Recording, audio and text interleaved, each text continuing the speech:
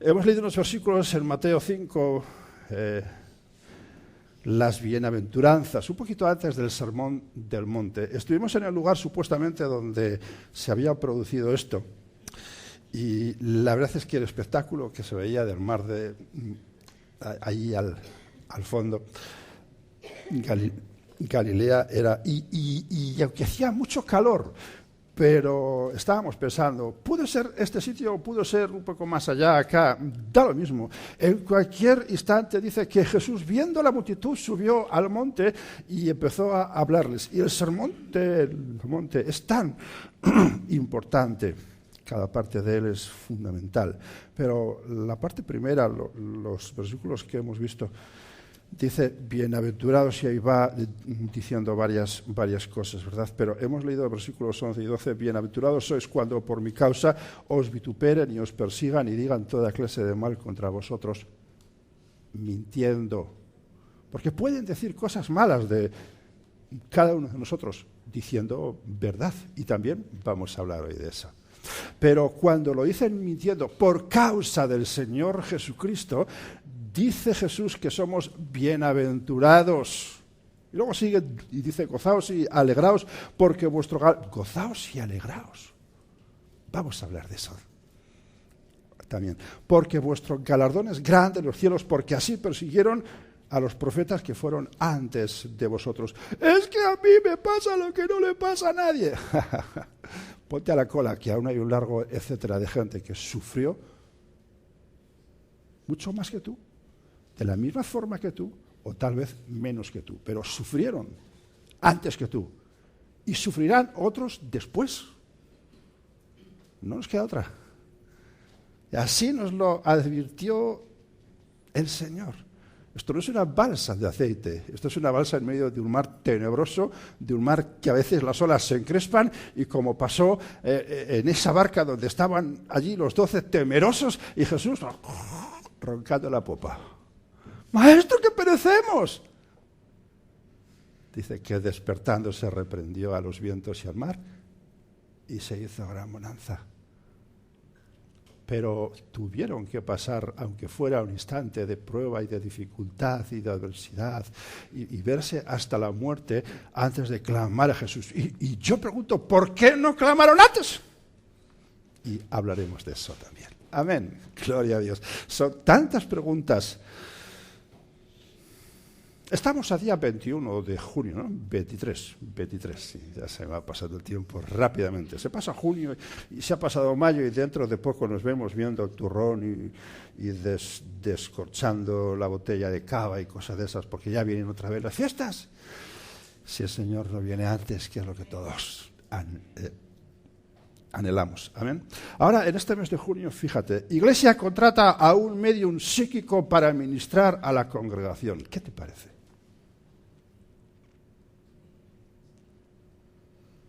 Iglesia metodista, los del INSTE saben que los metodistas fueron posiblemente uno de los que mantuvieron la doctrina sana de una forma mejor. Ahora, Iglesia metodista del Reino Unido permitirá el matrimonio homosexual. Esto es de este mes. Pastor en Canadá es arrestado por predicar la palabra a los homosexuales. Pastores apedreado hasta la muerte en Brasil. Jóvenes expulsados de la clase por decir que solo hay 2 géneros. En la India, la práctica totalidad de los cristianos son perseguidos, pasan hambre y son amenazados de muerte. Otro pastor en Brasil fue muerto a tiros, presumiblemente organizado por sus hijos. Ahora, esto puede pasar en Brasil o en España, en cualquier lado. Pastores atacados por ateos al bautizar a 18 jóvenes en una escuela. Congregación en Escocia se separa de la Iglesia episcopal porque interpreta la Biblia liberalmente, no literalmente, que suena así. No, liberalmente, o sea, de una forma libre, como ellos piensan. Los chinos memorizan la escritura porque el gobierno les está quitando las Biblias.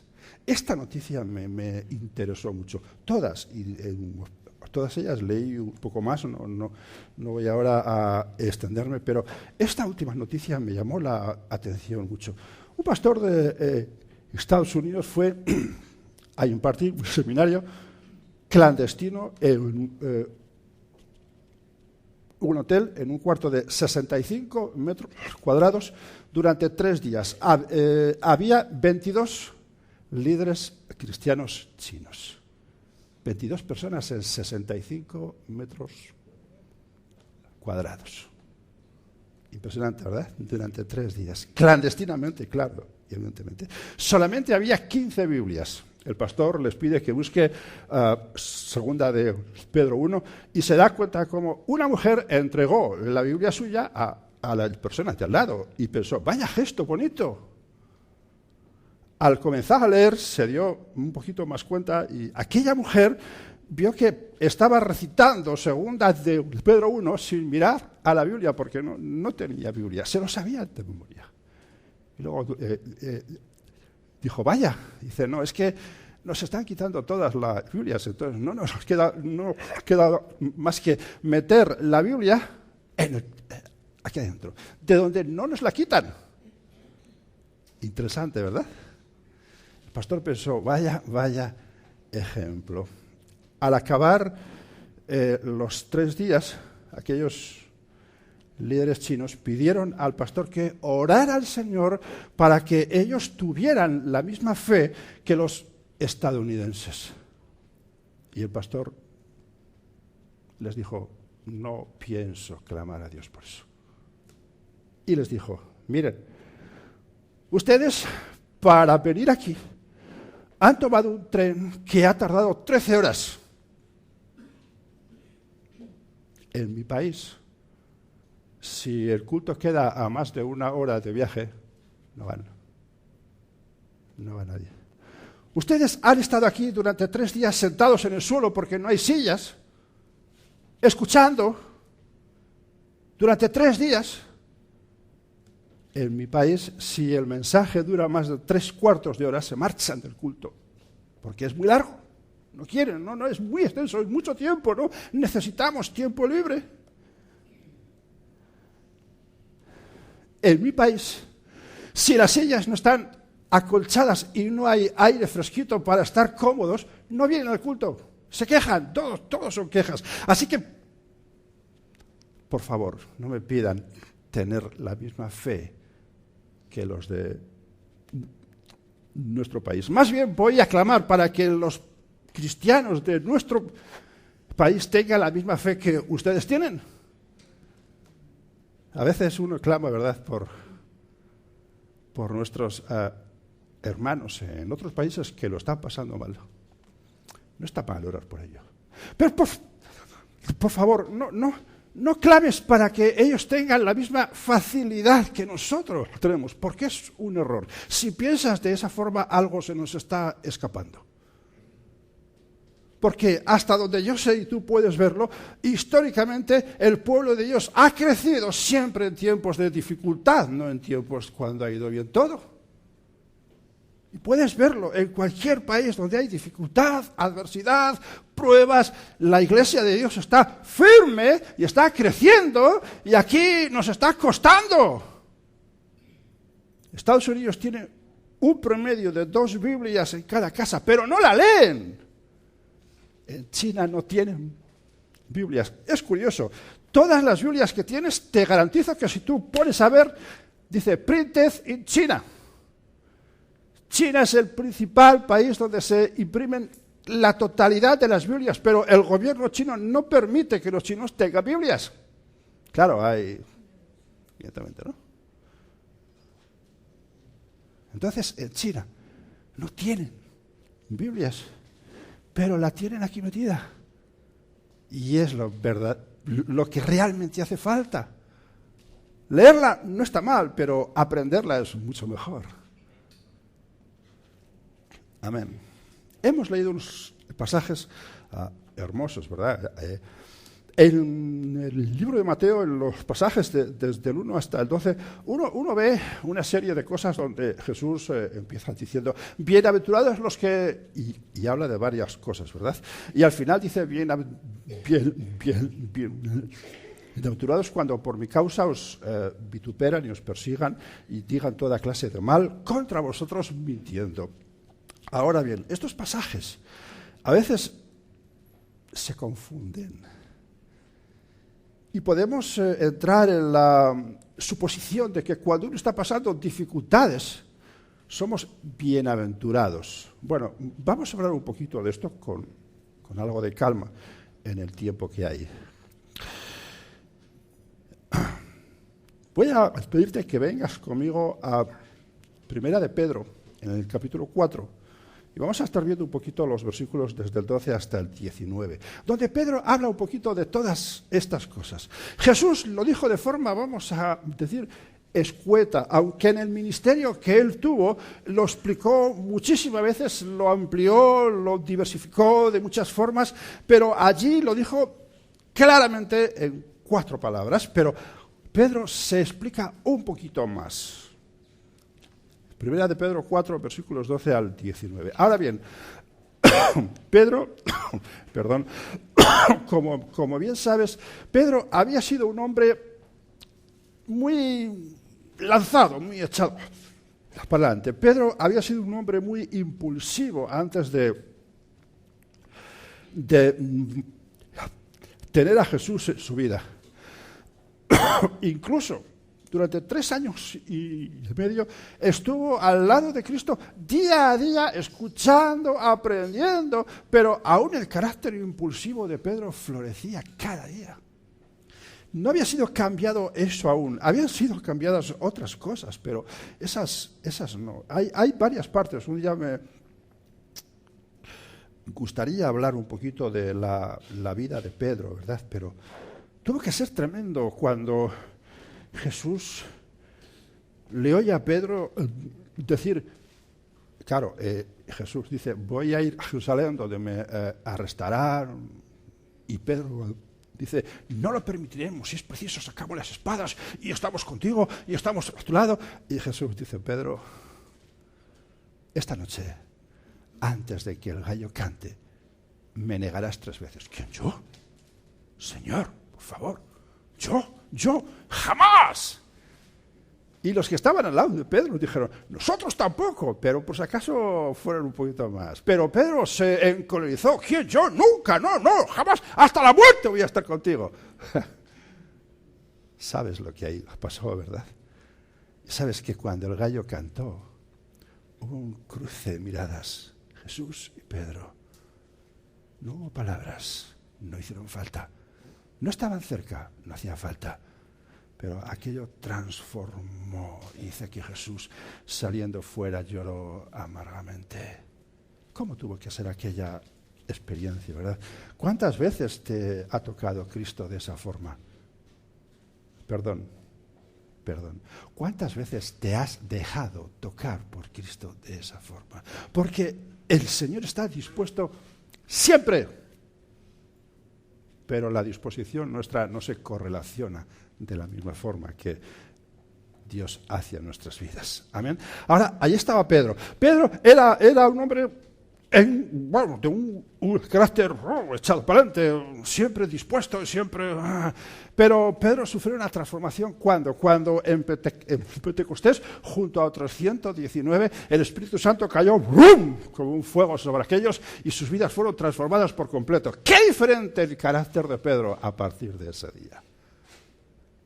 ¡Qué diferente! No fue transformado por completo. Pedro no se dejó transformar 100%, sino que a partir de ahí se inició un proceso de transformación. Pero aquel día fue impresionante, fue decisivo, fue fundamental, fue principal, fue el día clave.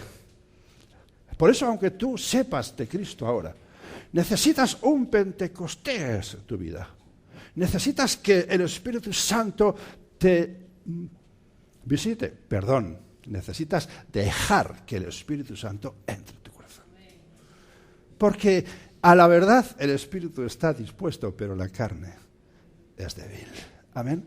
Ahora, ahí estaba Pedro. Pedro luego tuvo, digamos, algunas palabras con Pablo y hubo una transformación, pero en el proceso sucesivo después de ese día en que el Espíritu Santo cayó sobre 120 ¡brum! Y los transformó, aquel día fue clave para Pedro. Ahora sabemos que el Espíritu Santo, y lo repetimos muchas veces, el Espíritu Santo convence al mundo de pecado. ¿Quién no lo sabe? Todos lo sabemos, ¿verdad? El Espíritu Santo convence al mundo de pecado. Pero un conocimiento de esta realidad no significa que hayamos permitido que el Espíritu Santo nos convenza de pecado. Sabemos que es así. Toda la gente lo sabe. Todos los hijos de Dios lo saben. Pero ¿ha pasado eso en tu vida? ¿Has sufrido, has pasado por esa transformación? ¿Has permitido que el Espíritu Santo te convenza de que tu vida está en pecado? ¿Ha pasado? Porque si no ha sido así, estás en una situación muy difícil. Yo conocí de Cristo en el año 1982, pero no fue sino hasta 2 años más tarde que el Espíritu Santo me visitó. Pasé toda la noche llorando, en la cama llorando, no quise ni cenar, estaba en la mesa, no quería, no tenía, llorando, toda la noche llorando, al día, no sé si te acuerdas, no, yo sí. Aquel día fue una transformación. A partir de ahí el Espíritu Santo está trabajando en mi vida. Yo me asemejo a Pedro mucho. Soy una persona muy echada para adelante. Por eso el Espíritu Santo tiene que hacer una obra especial conmigo. Pero me va santificando día a día. Pero aquel día fue el principal, aquel día fue importante. Necesitas un Pentecostés. Ahora, de la misma forma que antes dije, el Espíritu, la verdad, está dispuesto. Mira, hay un versículo en Lucas 11, 13, que dice, vosotros sois muy malos y hacéis cosas malas, pero ¿qué padre no dará a su hijo si le pide un pescado? No le va a dar una piedra. O pan, no va a darle piedra. Bien, dice, ¿cuánto más vuestro Padre Celestial dará el Espíritu Santo a los que se lo pidan? ¿Entiendes? Tú necesitas una visitación genuina del Espíritu Santo. Perdón, necesitamos permitir de una forma genuina que el Espíritu Santo nos visite. ¿Entiendes? Estoy haciendo repetida hincapié en esto, porque muchas veces uno dice, Señor, ven a mí, Señor, ven a mí. Y Jesús dice, he aquí, yo estoy a la puerta y llamo. ¿Qué hacemos? Porque Él es fiel. Pero hay algo que no funciona, y es que yo no soy fiel, porque Él es fiel, garantizado. El Espíritu Santo está a la puerta y llama. ¿Puedo pasar? El domingo que viene. Es que hoy a la tarde pienso ir a la playa y ir a pasar bien. Déjalo otro día. ¿Ah? Algunos quieren la visitación del Espíritu Santo en sus vidas y hablan para recibir poder. Y el Espíritu Santo viene y recibe poder, pero lo usan mal, lo usan fuera del orden de Dios, porque lo usan ajenos a lo que Dios quiere. ¿Dónde está el verdadero poder? Está quizás en decir, vete para allá, y vemos cómo la batería se desplaza. O que uno pasa ahí al frente y ves cómo el brazo se va estirando. ¿Para eso quieres poder? Sí, es que Jesús dijo, si dijerais a este monte que se vaya, yo quiero ver ese monte. ¡Monte, pásate ya porque no me dejas ver el mar! ¿Recuerdas ese chiste? Sí, ¿verdad? Y cierra la ventana y al otro día ves y sigue ahí el monte. Y dice, ya lo sabía yo ya. Bueno, en fin. ¿Dónde está el poder. ¿Dónde radica el poder? Pues el poder radica en darte cuenta de quién eres y quién es Dios. Darte cuenta cómo está tu vida sucia, cómo está tu vida de pecado hasta la médula, hasta los tuétanos de los huesos. Darte cuenta de eso, quebrantarte y permitir al Espíritu Santo que llene tu vida. Ahí está el poder. Recuerda el asunto del vaso. Un vaso lo lleno con agua, pero si en ese vaso hay otras cosas, puede haber piedra, arena, otras cosas, estará el vaso lleno de agua. Sí, es cierto, pero no será todo 100% agua. Hay otras cosas. Y en nuestra vida pasa exactamente igual. En nuestra vida queremos el poder y Dios viene, pero eso de dejar en nuestra vida aquellas cosas no nos gusta. Y seguimos manteniendo esas cosas que sí, en nuestra vida está Dios, pero no está 100%. Algo está pasando. El vaso es nuestra vida, el agua es el Espíritu Santo. ¿Hasta dónde está el Espíritu Santo llenando tu vida? ¿Hasta dónde? ¿Te has parado a pensar? ¿Hasta dónde estás permitiendo que tu vida esté llena del Espíritu Santo o compartes al Espíritu Santo con otras cosas? Está la cuestión, ¿verdad? Ahora os he pedido buscar primera de Pedro 4, 12 al 19. No pasa nada, vamos en el tiempo. Dice, encontramos en este pasaje muchas cosas, pero yo he querido separar en el día de hoy en tres partes. La primera de estas partes está en los versículos 12 al 14 y el versículo 16. Lee conmigo en el capítulo 4, dice el versículo 12, dice, amados, no os sorprendáis del fuego de prueba que os ha sobrevenido como si alguna cosa extraña os aconteciese. Algunos se dicen, ¡ay, pero yo siendo cristiano, cómo me pasan estas cosas! No es una cosa extraña. Es lo que debe pasar. Dice, sino gozaos por cuanto sois participantes de los padecimientos de Cristo, para que también en la revelación de su gloria os gocéis con gran alegría. Si sois vituperados por el nombre de Cristo, pero si esto era lo que dijo Jesús, dice, sois bienaventurados porque el glorioso Espíritu de Dios reposa sobre vosotros. Ciertamente de parte de ellos Él es blasfemado, pero por vosotros es glorificado. Amén. Versículo 16. Dice, pero si alguno padece como cristiano, no se avergüence, sino glorifique a Dios por ello. Tremendas palabras de Pedro. Ahora, por el hecho de ser hijos de Dios, vamos a ir viendo que solamente por el hecho de ser hijos de Dios, por el hecho de haber sido sacados del Egipto espiritual, haber cruzado el Mar Rojo, haber pasado el Jordán, por el hecho de ser hijos de Dios, nuestra vida, nosotros estamos en el punto de mira del adversario. A Satanás no le gustó ni un pelo que tú salieras de sus garras y pasaras al bando de los hijos de Dios. No le gustó nada. Y desde el instante que tú tomaste la decisión de decir, déjame en paz, hasta aquí hiciste conmigo lo que te dio la gana, se acabó y me voy al otro bando. Aleluya. Desde ese instante, el Satanás y sus huestes te tienen ahí en el punto de mira, y la palabra dice que está lanzando continuamente sus dardos de fuego porque tú estás ahí en el medio y no va a parar. No va a descansar. Su objetivo es que tú regreses a sus garras. Y no va a parar. Por el hecho de ser cristiano, solamente por el hecho de ser hijo de Dios, estás en el punto de mira del adversario. Y es razón suficiente para que toda tu vida sea puesta en dificultad continuamente. Continuamente. Amén.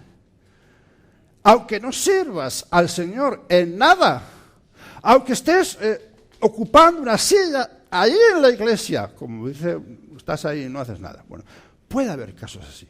Vamos a darnos cuenta que hay muchos más casos de los que uno piensa.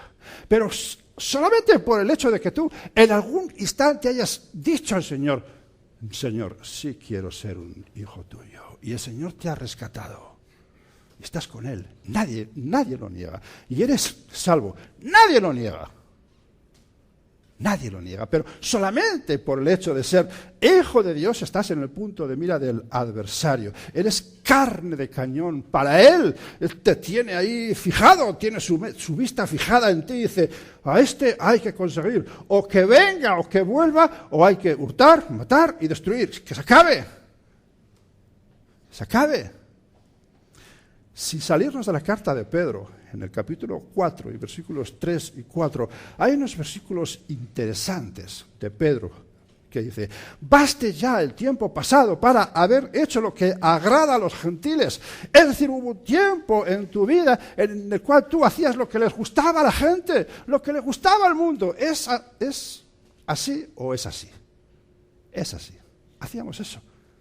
Lo que hacían todos, eso hacíamos. Ahora Pedro dice,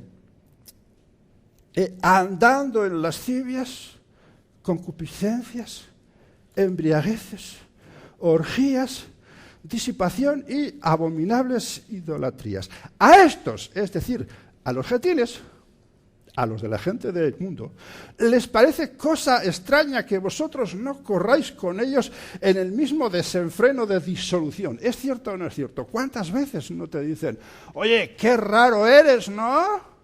Y no sales de fiesta, no sales de marcha, no vas de juerga, no te drogas, no fumas, no bebes, pues vale una vida aburrida. ¿No te han dicho esto? A mí me lo están diciendo continuamente. Y por eso Pedro acaba y dice, y os ultrajan, se mofan, se ríen, os increpan, hablan mal. Mira esos cristianos, están todos locos, ahí todo el día en el culto. ¿Te pasa o no te pasa? ¿A que sí? ¿A que sí te pasa? ¿A alguien no le pasa? ¿A alguien sí le pasa? ¿A los demás ni les pasa ni no les pasa? ¿A quién le pasa? ¿Solo? ¿A Andrés no le pasa? ¿No te pasa? Ah, o sea, ahora todos, no arriba, claro. Ay, gloria al Señor. Bueno, a todos nos pasa. Y el que diga que no miente, porque a todos nos pasa. Amén.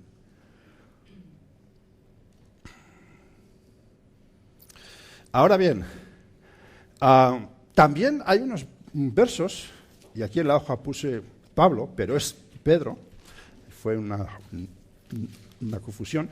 En la primera carta de Pedro, en el capítulo 1, versículos 6 y 7, Pedro dice, en lo cual vosotros os alegráis, aunque ahora por un tiempo, si es necesario, tengáis que ser afligidos en diversas pruebas. ¿Para qué?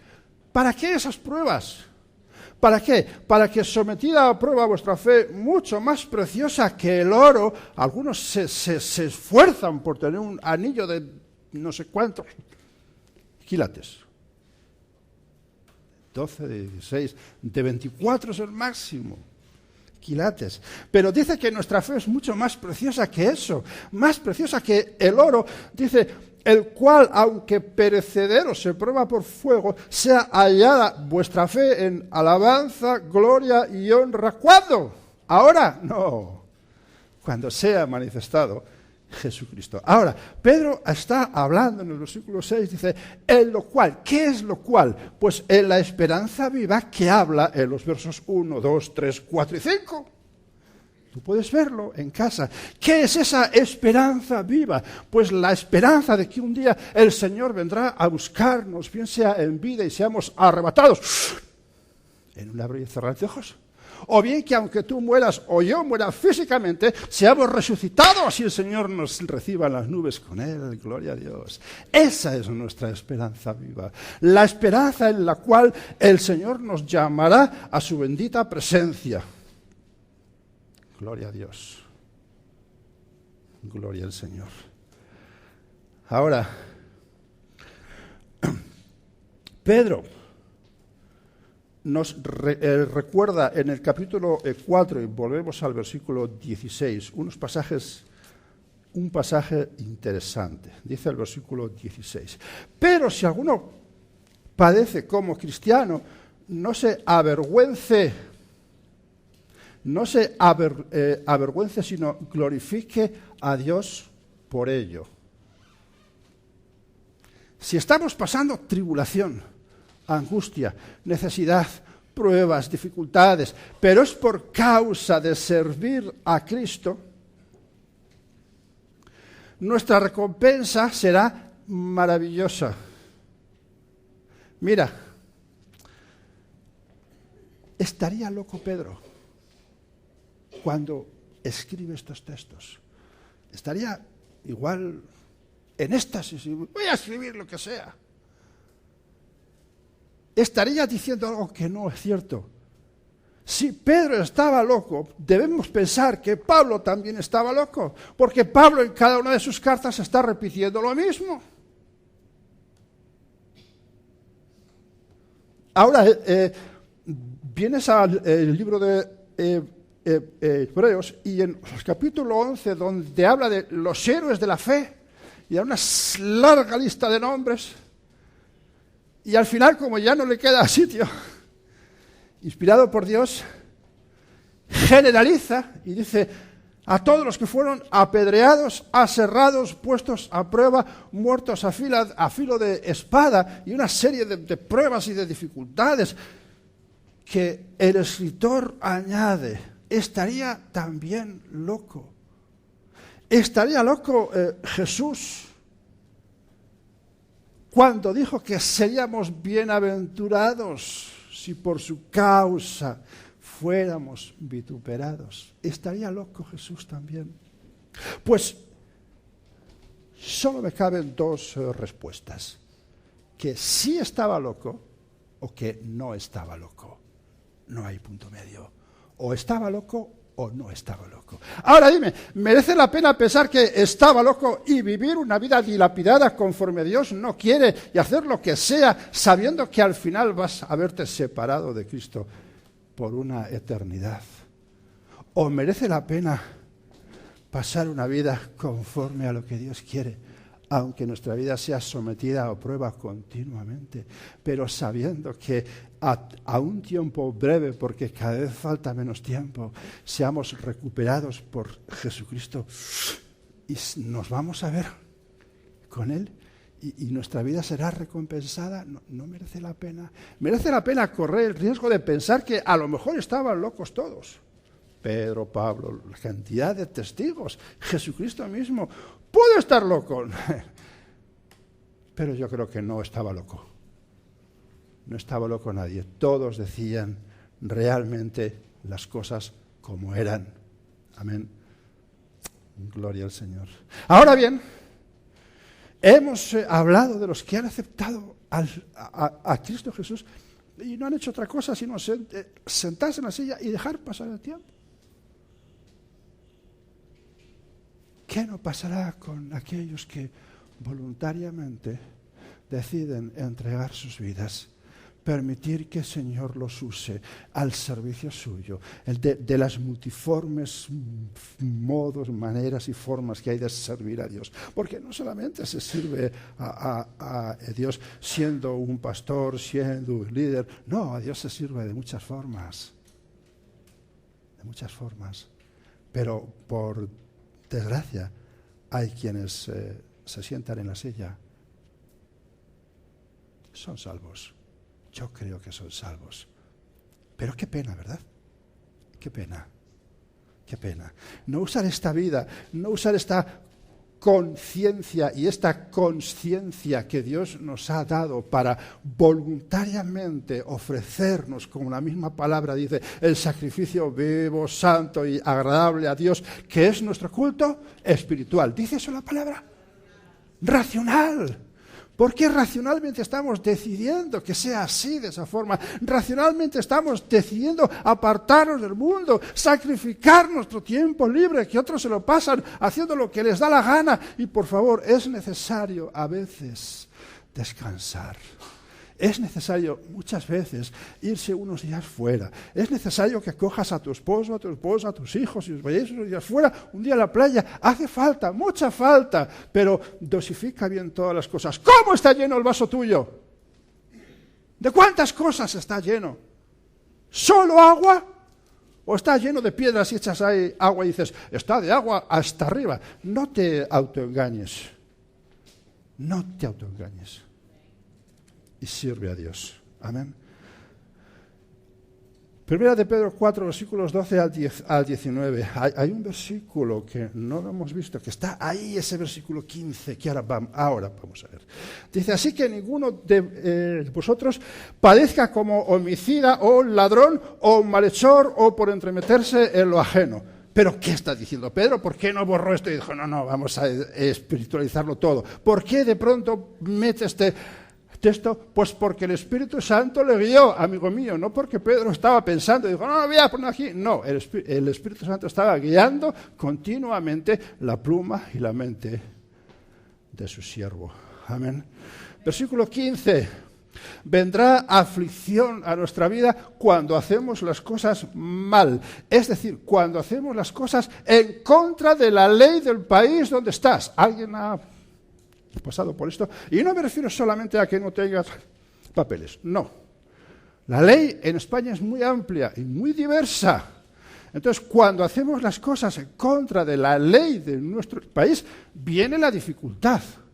Ahora bien, hay países que tienen leyes o que van poniendo leyes que están claramente en contra de la palabra de Dios. Yo no estoy diciendo que hay que hacer lo que el país dice. Lo que digo es que cuando tú infringes las leyes, la dificultad viene. No te dan el papel, no te... Mira, y Tatiana, ¿sabéis? Estuvo aquí varios años. Ella se empeñó en hacer las cosas bien, legalmente, pero al final no le dieron los papeles. Ya tuvo que pagar el precio. No tuvo. Ahora, en esos años hubo mucha gente que hizo las cosas mal. A ella le pusieron en la mesa muchas cosas. Casarse clandestinamente, hacer cosas mal, muchas cosas. Y ella siempre dijo, no, yo quiero hacer las cosas bien, conforme a la ley. Y al final no tuvo papeles. Tuvo que irse a hacer las cosas bien. Cuando tú has dejado tu país y vienes aquí y no tienes papeles, evidentemente hay que hacer las cosas mal, no queda otra. Ahora, vuelvo a repetir, yo no estoy diciendo que no se pueden hacer las cosas mal. Algunas veces hay que contradecir las leyes.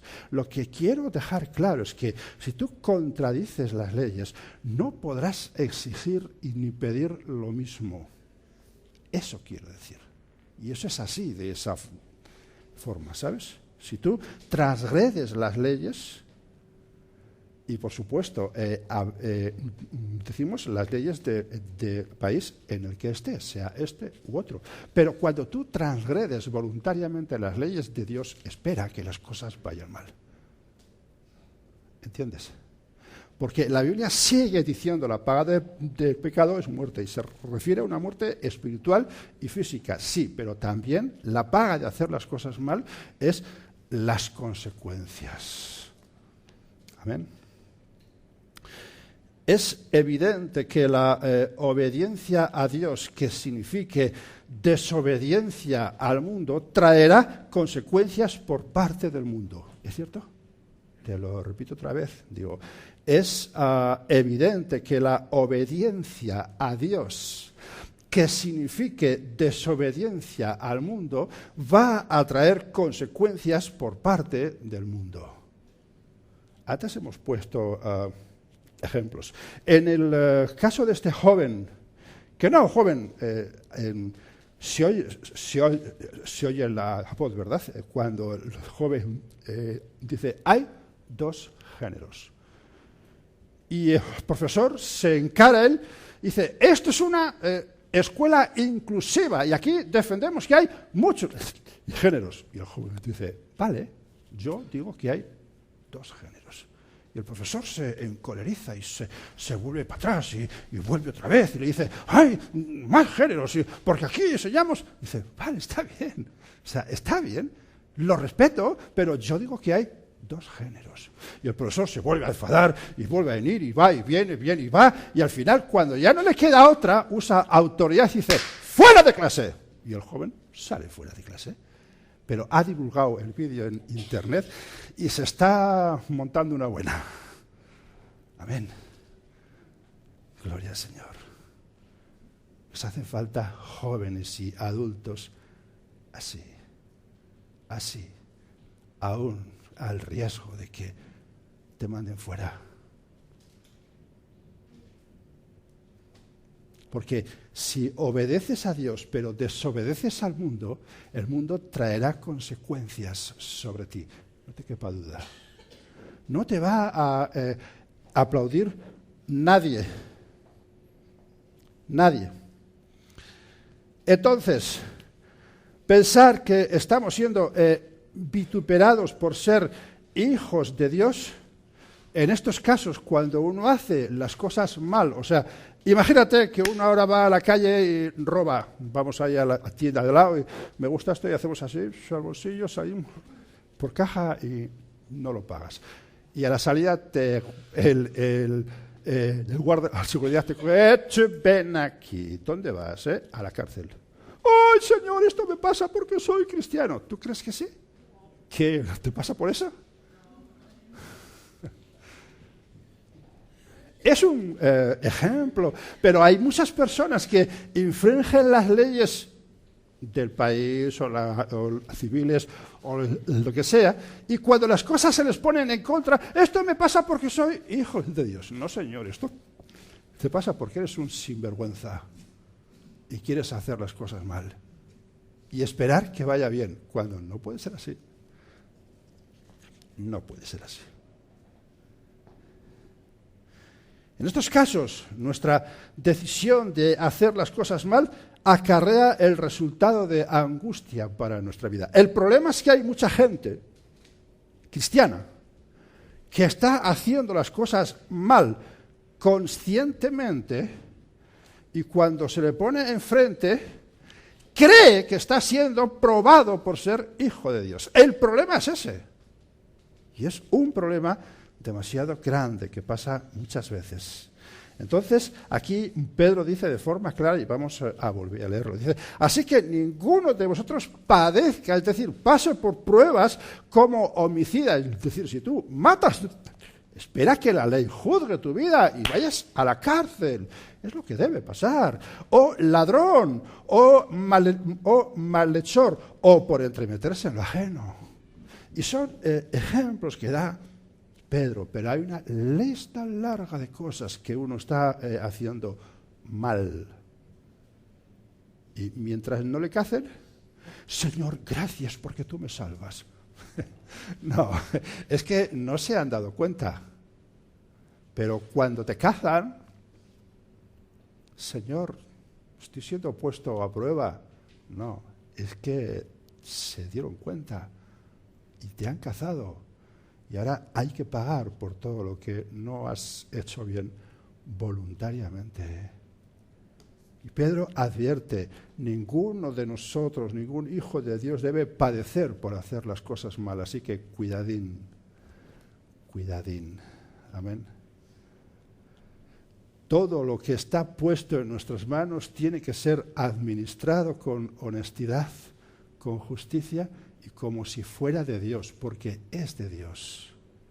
Puesto en nuestras manos, no podemos malversar las cosas que han sido puestas en nuestras manos. Amén. Aunque lo entiendes y aceptas, aunque ahora estás reconociendo que es de esa forma, cuando llega a nuestra vida, el adversario nos dice, ¿ves? Eso te pasa por ser cristiano. Luego, abandona la fe y vuelve a mí. Verás cómo va a irte todo bien. ¿Tú crees que sí? He conocido muchos casos de siervos de Dios, siervas de Dios, que en situaciones de dificultad por causa de hacer las cosas mal, abandonaron al Señor. Y te puedo decir que en un principio las cosas le iban muy bien. Y él o ella se jactaba diciendo, ¿ves? Ahora me están yendo las cosas bien. Ahora que no voy al culto ni nada, Señor, ahora las cosas van bien. Pero solo al tiempo. Porque así como el Señor perdona y olvida, Satanás ni perdona ni olvida. Y llega el tiempo en el que él ¡fum!, agarra nuestra vida y la da meneos para un lado, para el otro. Amén. Siguiendo en 1 de Pedro 4, versos 12 al 19, estamos en los tres últimos versículos, 17 al 19, que dicen así. Dice, porque es tiempo de que el juicio comience por la casa de Dios. Y si primero comienza por nosotros, ¿cuál será el fin de aquellos que no obedecen al Evangelio de Dios? Y si el justo con dificultad se salva, ¿en dónde aparecerá el impío y pecador? De modo que los que padecen según la voluntad de Dios encomienden sus almas al fiel Creador y hagan el bien. ¿Qué tres versículos maravillosos los que Pedro dice? Ahora, el versículo 17 dice, es tiempo de que el juicio comience por la casa de Dios. ¿Por qué escribió Pedro esto? ¿Por qué puso esto ahí? Recuerda, inspirado por el Espíritu Santo. Tuvo que haber un porqué. Evidentemente Pedro no se refería solamente al juicio Bema. ¿Tú sabes lo que es el juicio Bema? ¿Alguien no sabe lo que es el juicio Bema? ¿Alguien no sabe lo que es el juicio Bema? Vale, gracias por vuestra sinceridad. ¿Alguien sabe qué es el juicio de los santos? ¿Alguien no sabe qué es el juicio de los santos? ¿Alguien no sabe qué es el juicio de los santos? El juicio Bema es el juicio de los santos. Ahora lo explico rápidamente. Cuando Jesucristo nos arrebate con Él y nos lleve a su presencia, algunos creen que va a ser justo antes de que Él vuelva a la tierra. Otros creen que va a ser a mitad de esos 7 años. Nosotros creemos que va a ser antes de que los 7 años empiecen. Es decir, antes de que la ira de Dios venga sobre la tierra en aquellos juicios de los sellos, de las trompetas y de las copas. En esos 7 años nosotros pensamos que Jesús estará con nosotros en una limpieza absoluta. Ahora somos santificados por Cristo. No somos santos. ¿Hay alguno que sea santo? Solamente hay uno, y ese es Dios. Ahora, Dios el Padre, el juez, nos ve a nosotros, te ve a ti y a mí a través de la sangre de Jesucristo, que la sangre de Cristo sí es santa. Y la sangre de Jesucristo santifica y purifica y perdona todo pecado. ¿Amén?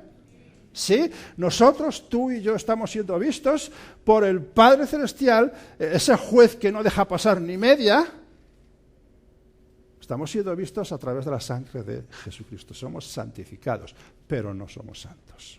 Ahora, cuando Jesús nos arrebate con Él en los cielos, dice que allí se van a celebrar las bodas del Cordero.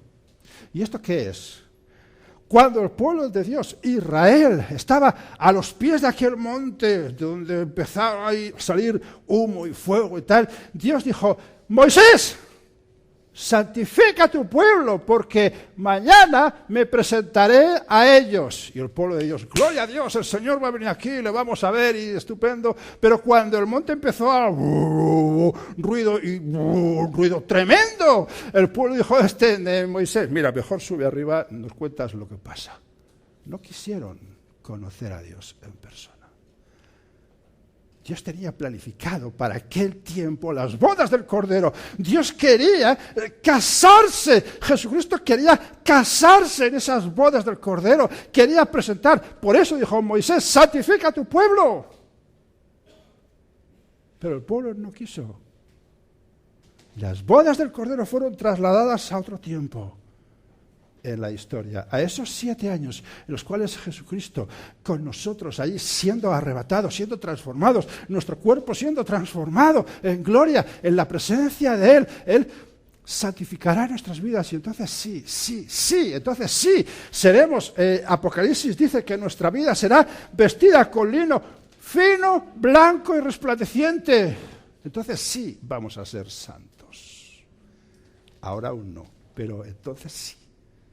Y entonces Jesucristo nos llevará delante del Padre y dirá, Padre, mira, mi esposa, santa. El Padre verá, sí, efectivamente es santa. Háganse las bodas del Cordero.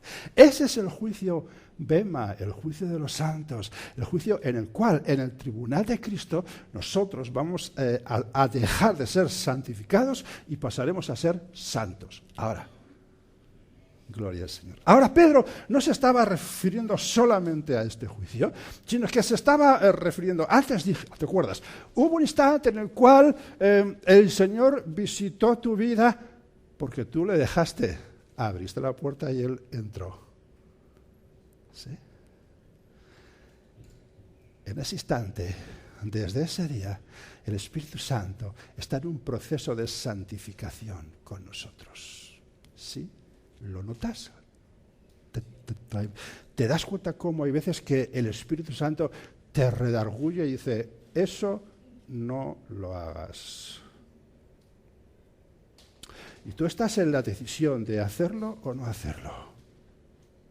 Pero que el Espíritu Santo nos advierte, está más que claro. Más que claro. Él es fiel.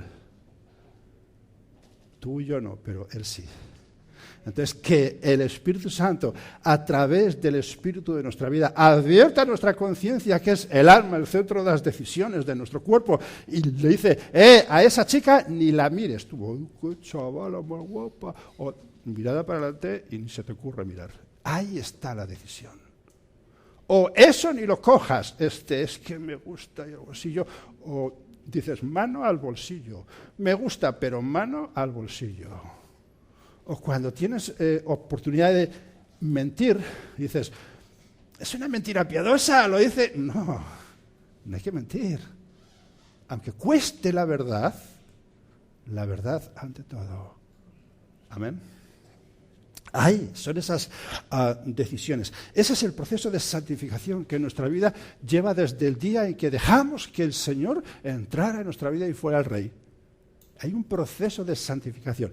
Y la santificación es un juicio continuo. Dios está juzgando nuestra vida continuamente. Esto no lo hagas, esto no lo toques, esto no lo pienses, esto no lo mires, esto no lo hables, esto no lo... Una manera distinta de hablar y pensar. Esto es el juicio. Por eso Pedro escribe, porque es tiempo de que el juicio comience por la casa de Dios. Claro, la casa de Dios, el pueblo de Dios, la iglesia, los santos, tú y yo, estamos en un proceso de santificación continua, estamos en un proceso de juicio continuo. Dios está juzgando nuestra vida continuamente. ¿Por qué? Porque quiere que lleguemos a la meta de la mejor forma posible. Él es el mayor interesado. ¿Por qué? Porque sabe que esa será la forma de que cuando el Señor venga a buscar a los que son suyos, diga, bien, buen siervo y fiel. O quieres que diga, no te conozco. ¿Quién eres tú?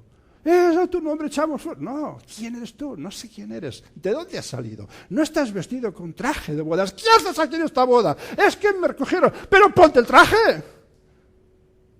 Ponte el traje. Es que tus siervos vinieron y me recogieron del camino, me dijeron que fuera y que viniera. Vale, pero ponte el traje. Al menos ponte el traje. Al menos ponte el traje. Póntelo. Porque si no, el Señor dirá, ¿qué haces aquí en mi fiesta? Fuera. Fuera.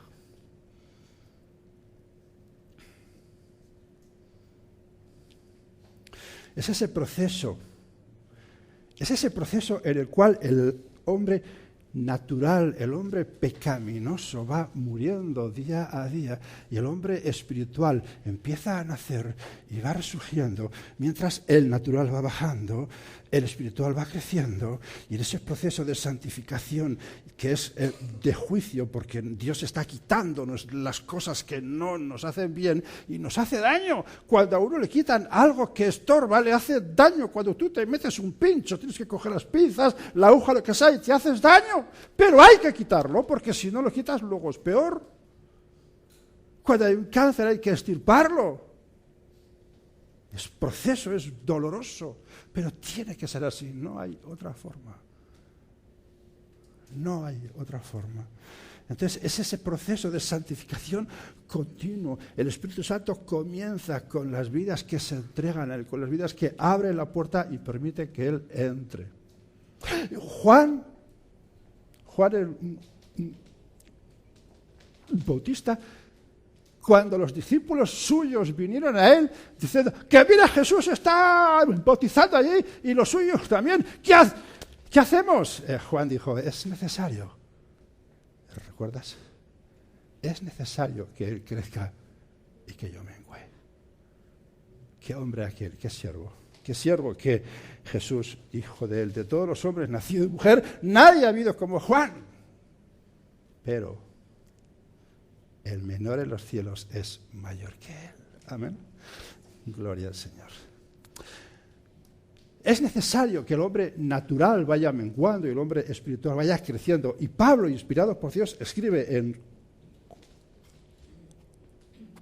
Colosenses, en los capítulos 3 y 4, tú puedes verlo, escribe de esta forma: es necesario que el hombre natural vaya muriendo cada día y vaya naciendo y resurgiendo y creciendo. ¿El qué? El hombre espiritual. Tiene que ser así, es el proceso natural de un hijo de Dios. No hay más, no hay otra forma. Ahora acaba Pedro en una reflexión comparativa con aquellos. Vamos a verlo. Dice, porque es tiempo de que el juicio empiece por la casa de Dios. Y dice, y si primero comienza por nosotros, ¿cuál será el fin de aquellos que no obedecen al Evangelio de Dios? Y si el justo con dificultad, porque no es fácil llegar a la meta, no es fácil. A mí me cuesta mucho y yo soy de la misma carne que tú. A ti te cuesta mucho y tú eres de la misma carne que yo. Y a todos nos gustan a unos unas cosas, a otros otras. Y Dios dice, no, porque eso no te dejará crecer y avanzar. Entonces, dice, ¿dónde estará el impío y el pecador? Si el justo con dificultad se salva, ¿dónde aparecerá el impío y el pecador? Pedro hace una comparativa y lo deja bien claro, puesto con aquellos que dilapidan su vida sin buscar al Salvador y corren presurosos a un final que los llevará a la muerte eterna, separados de aquel que entregó su vida en rescate por muchos, refiriéndose a todos. Porque la sangre de Jesucristo en la cruz fue suficiente para cubrir el pecado de toda la humanidad, desde el principio hasta el final de los tiempos. Pero solamente aquellos que deciden abrir la puerta de su corazón y permitir que entre el Señor y sea el Señor en sus vidas, son los que ven el privilegio y ven las consecuencias de esa sangre. Amén. Gloria a Dios. En cuanto a nosotros, los que padecemos según la voluntad de Dios, entendiendo bien el último versículo del capítulo 4, dice, de modo que los que padecen según la voluntad de Dios, entendiéndolo bien, según la voluntad de Dios, no según el deseo o el designio, porque Dios no envía pruebas a nadie. Por favor, entiende, a Dios no le hace falta ponerte a prueba, Él ya sabe cómo eres y cómo soy. Ahora Él permite que seamos puestos a prueba. ¿Por quién? Pues por multitud de gente que está en nuestra contra. Los gentiles, Satanás, sus huestes, todas esas cosas que operan en las regiones celestes y están en contra de su pueblo, en contra del pueblo de Dios. Dice, de modo que los que padecen según la voluntad, es decir, según la permisividad de Dios. Recuerda el caso de Job. Dios no quería probar a Job. No le hacía falta. Es más, el criterio de Dios fue: ¿has considerado a mi siervo Job, que no hay varón como él en toda la tierra? Ese era el criterio de Job. Ahora el diablo empezó, sí, pero... sí, y Dios dijo, vale, hazlo, pero no toques su vida. Hay permisividad por parte de Dios. Pero lo que son las cosas, Dios utiliza esa prueba, esa dificultad para sanar nuestra vida, para fortalecer nuestra vida, para purificar nuestra vida, para quitar de nuestra vida todas esas cosas. Satanás cree que está consiguiendo algo, pero si tú permaneces fiel, dice, encomienden sus almas al fiel Creador. ¿Qué palabra? Fiel Creador. Está ahí puesto fiel, fiel, fiel. Recuerda, Dios es fiel. Dice, y hagan el bien. En medio de la prueba, mantente firme. En medio de la dificultad, si estás siendo probado por causa de Cristo, no por causa de que has hecho algo mal, evidentemente. Si has hecho algo mal, lo tendrás que pagar. Tú y yo. Pero si estás siendo vituperado y puesto a prueba por causa de Cristo, entonces da gloria a Dios. Encomienda tu alma al fiel Creador y haz el bien. Amén.